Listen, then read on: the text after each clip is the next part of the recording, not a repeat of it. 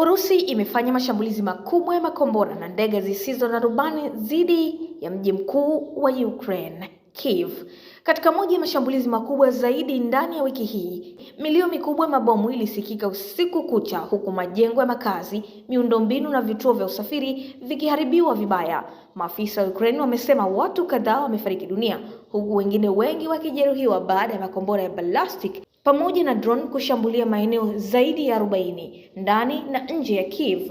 Huduma za dharura zilionekana zikiendelea na operesheni za uokoaji, huku moshi mkubwa ukitanda katika baadhi ya maeneo ya mji huo. Rais wa Ukraine Zelensky alisema mashambulizi hayo yanaaminika kuwa sehemu ya hatua ya kulipiza kisasi kutoka Urusi baada ya Ukraine kushambulia maeneo yaliyodhibitiwa na Moscow wiki hii. Zelensky pia alionya kuwa Urusi inaweza kutumia makombora makali zaidi ambapo yana uwezo mkubwa wa kupenya mifumo ya ulinzi wa anga. Mashuhuda wa mjini Kiev walisema walikimbia katika maeneo ya chini ya ardhi baada ya ving'ora vya tahadhari kuanza kulia usiku wa manane. Baadhi ya majengo yaliteketea kwa moto huku vipande vya makombora vikisambaa barabarani.